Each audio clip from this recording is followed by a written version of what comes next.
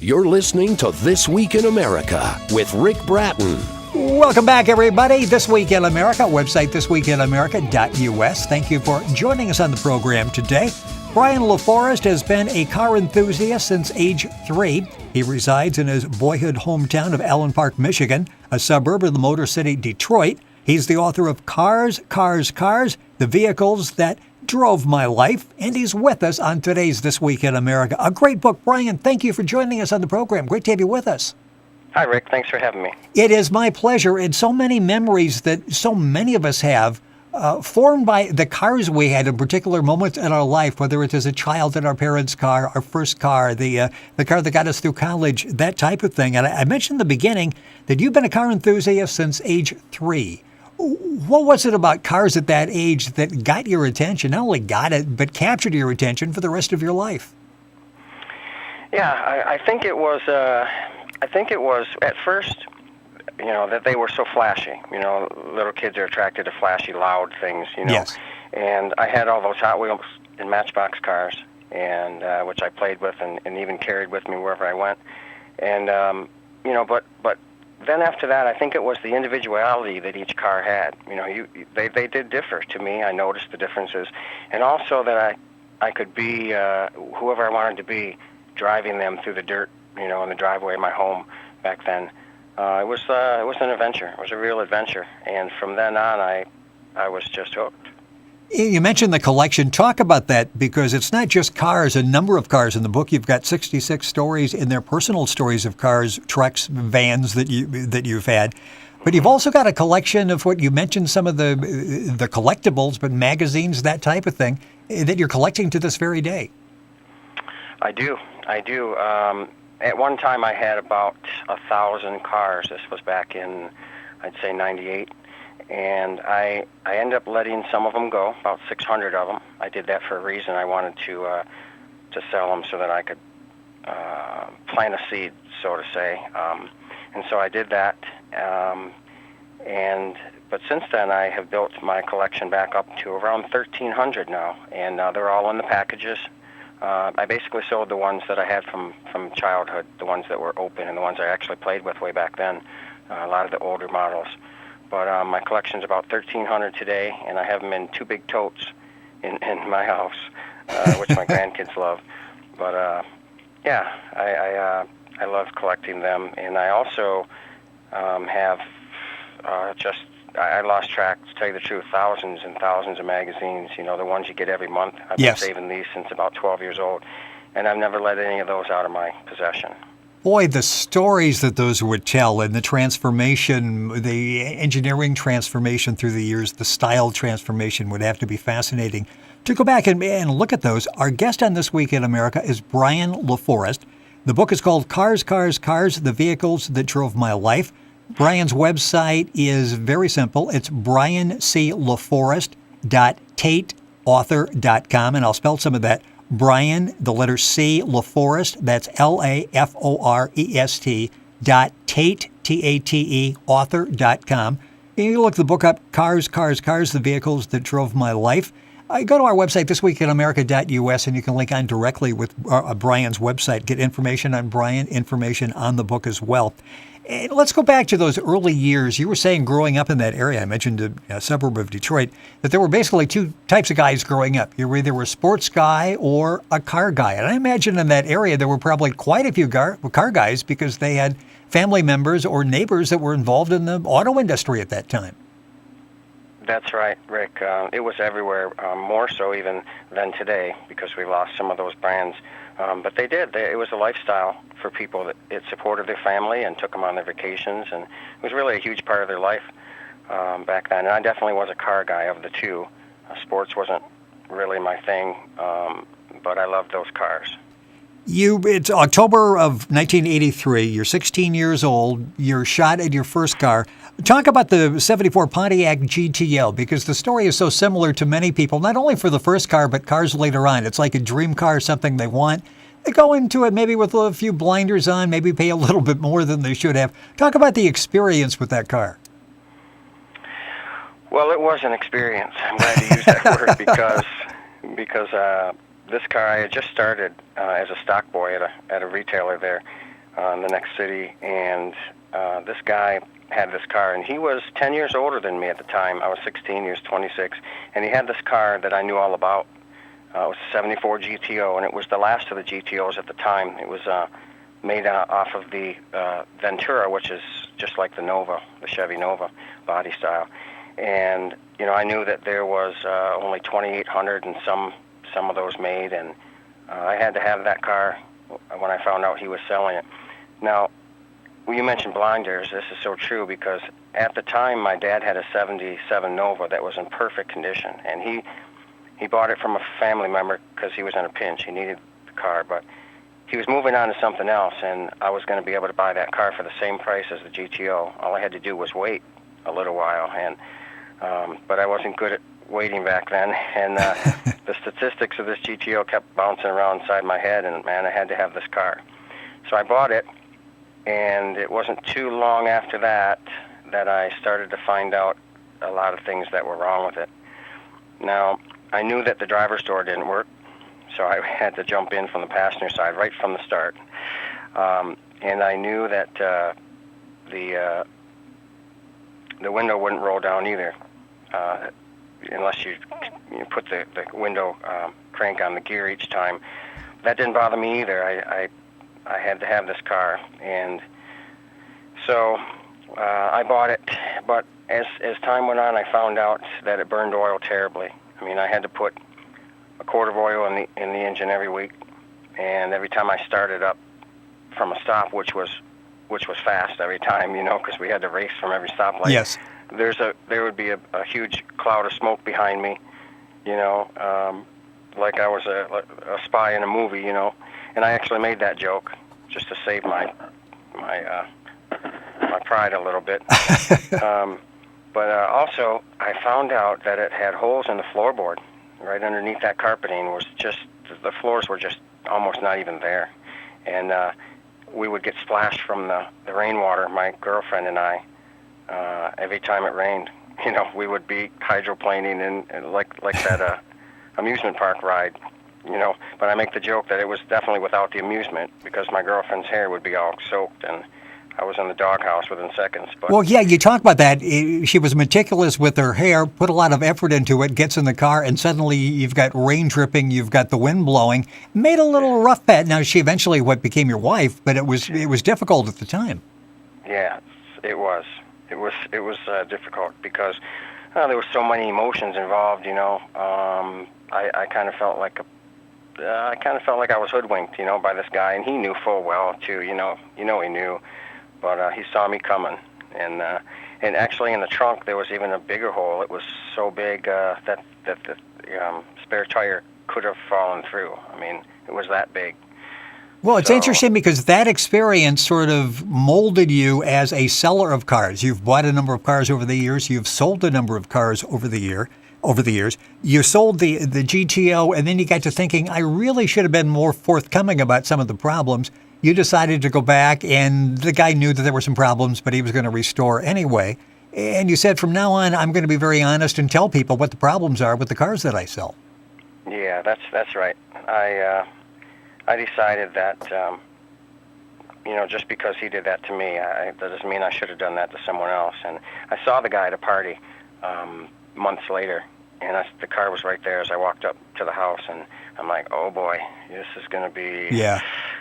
A little scary, but I just went right to him and told him who I was, and I apologized for it. And he said it wasn't that big a deal, you know, not to worry about it, and that relieves me a lot. I appreciated, you know, his position on that. But then he said he's going to restore it anyway. He was upset about the holes in the trunk and the floorboards, but other than that, he was okay with everything else.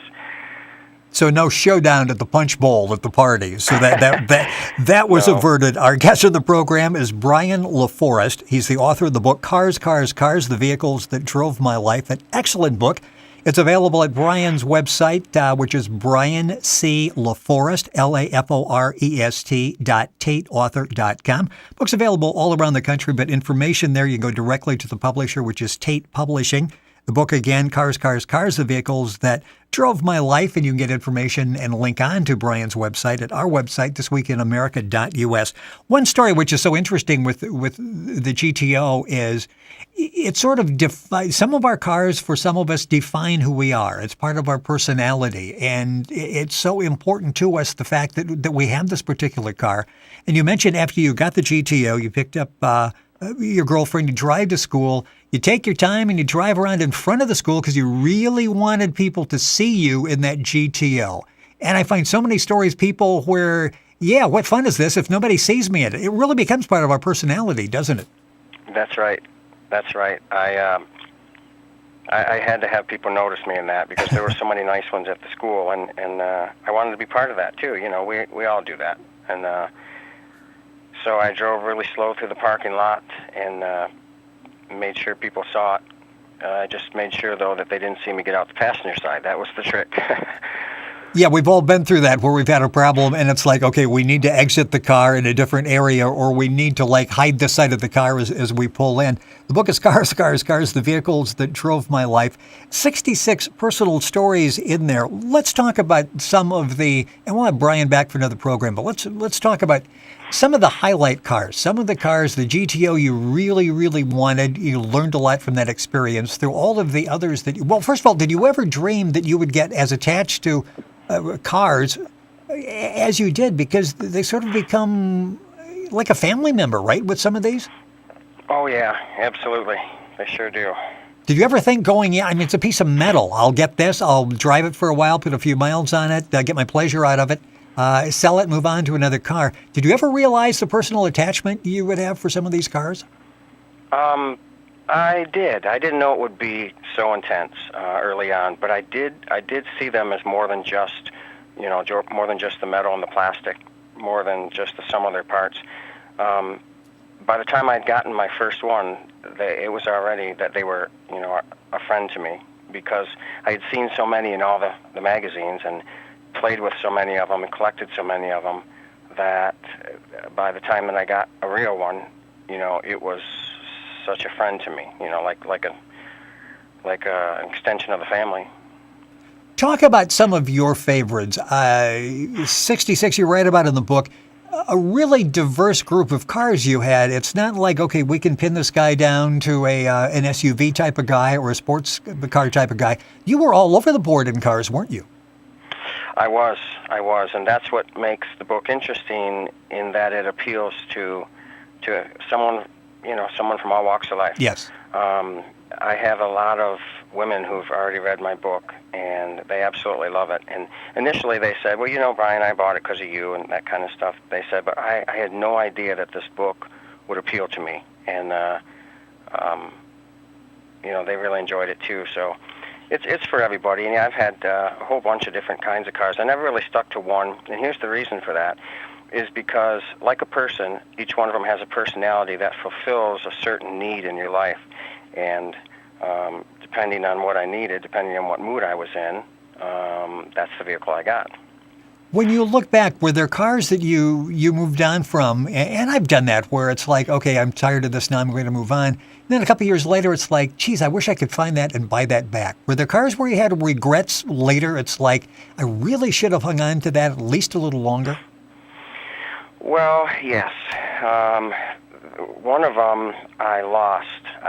It got taken away from me, actually. It was the 2007 Vitamin C Orange Mustang convertible.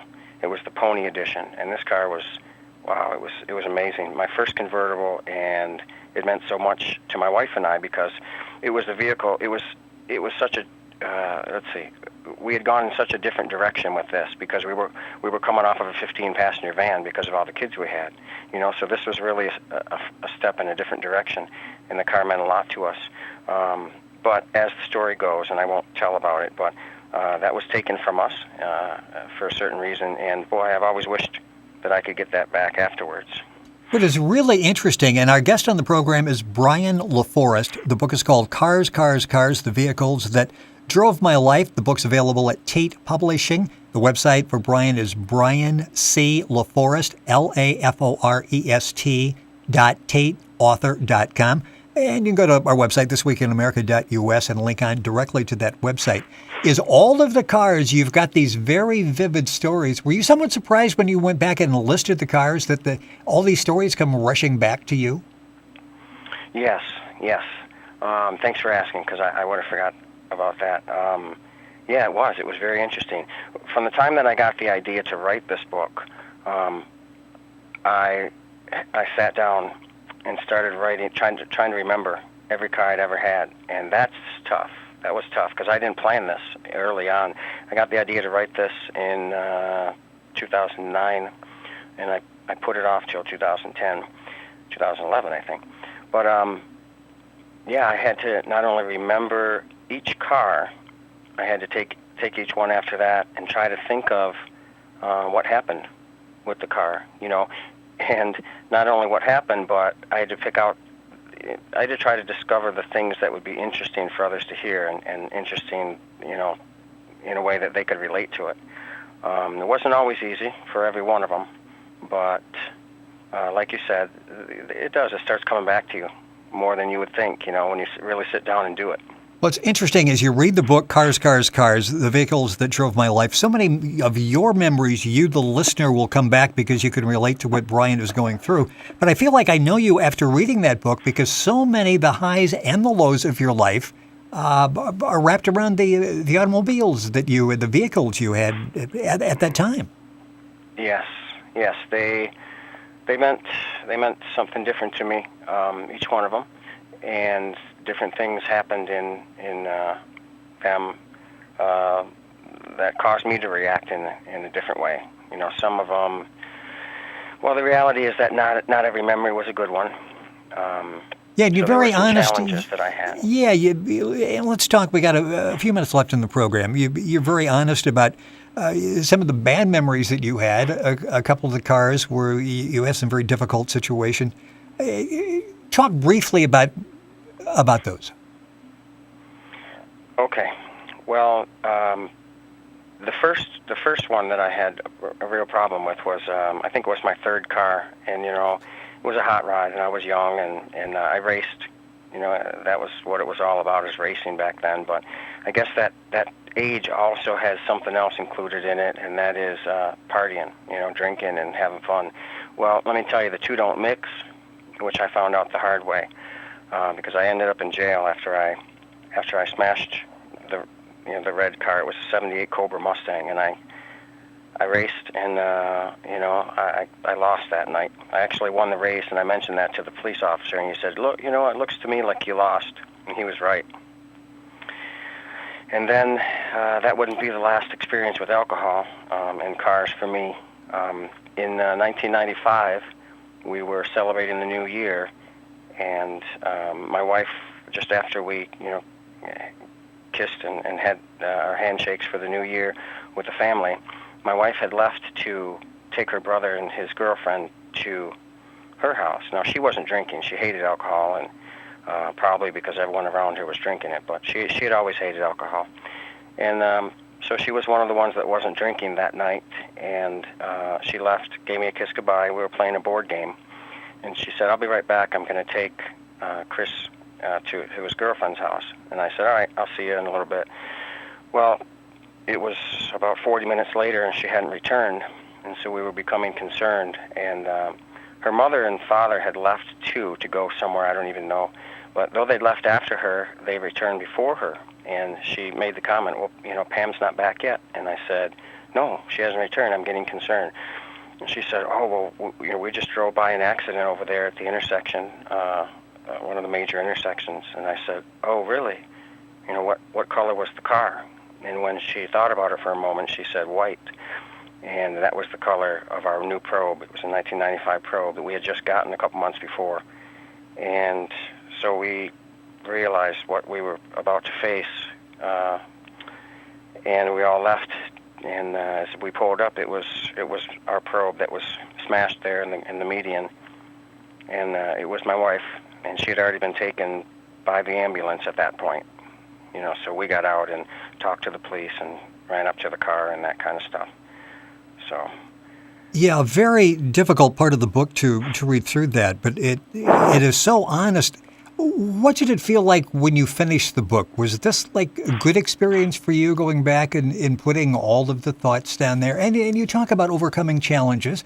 In fact, you conclude the book talking about there's really something even more important than automobiles out there, something that really is molded my life, especially in my recent years.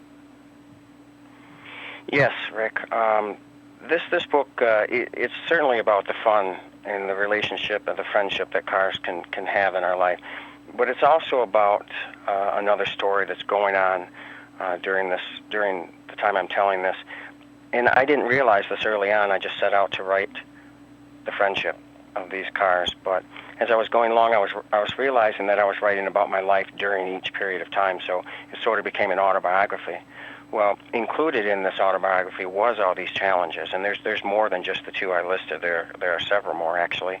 And it also became, because it's about me and because it's the truth of who I am, it became about sort of like a testimony to others how, though they face challenges, they can get through them, and what I did to get through them, and how I turned my heart toward God, who's greater than any human, and in His ability to bring us through things. And so I had a chance to talk about that a little bit, and just offer this opportunity at the end of the book, in my personal testimony, that people really can get through the struggles they face because there's someone who is more than themselves. It is an excellent book, and again, you can read this and recall so many different experiences in your own life around the vehicles that you've had during the period. Cars, The Vehicles That Drove My Life is the name of the book. It's written by Brian LaForest. Brian's website is Brian C. LaForest, LaForest.Tate, Tate, author.com. The book's available at Tate Publishing Company, link on directly at Brian's website. And if you can't recall all of that, just go to our website, thisweekinamerica.us, and you can link on directly to Brian's website. Well, have Brian back on the program. Brian, I really enjoyed the book. Appreciate you taking time with us on the program. Thank you for being with us. It's been a pleasure. Look forward to having you back on the show. Well, thank you, Rick. I'd love to do that. It was very enjoyable, and I appreciate being on your show. It is our pleasure. And again, the name of the book is Cars, The Vehicles That Drove My Life. Our guest on This Week in America, Brian LaForest. You're listening to This Week in America, website thisweekinamerica.us.